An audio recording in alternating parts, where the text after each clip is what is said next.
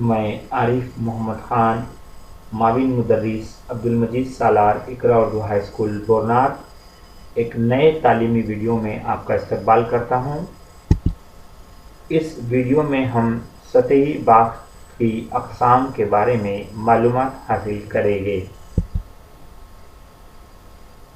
Welcome, خوش آمدید۔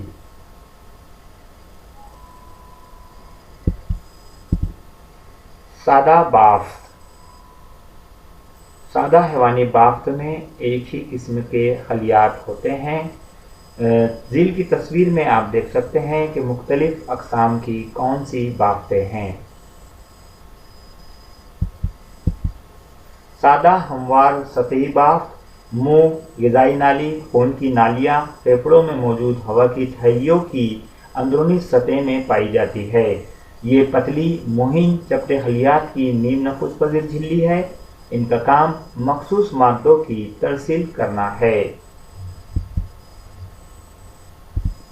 دھاری دار سطحی نسیج جلد کے بھی بیرونی سطح میں پائے جاتے ہیں۔ اس کے خلیات تہوں کی شکل میں پائے جاتے ہیں، جسمانی اعضاء کی حفاظت اور جلد پھٹنے سے روکتی ہے۔ ستونی سطحی بافت یہ آنت اور غذائی راستے کی اندرونی تہہ میں پائی جاتی ہے۔ ستون نما خلیات ہوتے ہیں۔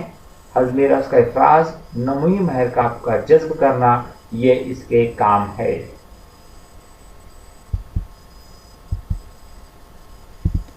ریشے دار ستونی سطحی بافت تنفسی نالی میں ریشے دار مجموعے کی شکل میں پائے جاتے ہیں۔ خلیات پر بال جیسی ساختیں ہوتی ہیں۔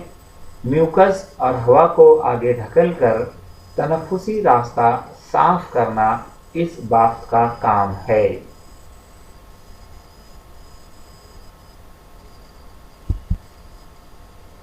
مکب نما سطحی بافت گردے کی اندرونی نالیوں اور گردہ لعابیہ میں پائی جاتی ہے۔ گردے میں پیشاب سے مفید مادوں کا انجذاب اور لعاب کے اخراج میں یہ بافت مدد کرتی ہے۔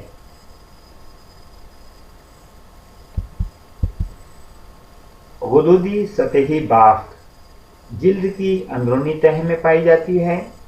خلیات میں افرازی مادوں سے بھرے کیس ہوتے ہیں۔ پسینہ، روغن، میوکس یا دوسرے افرازات کا اخراج کرنا اس بافت کا کام ہے۔ شکریہ۔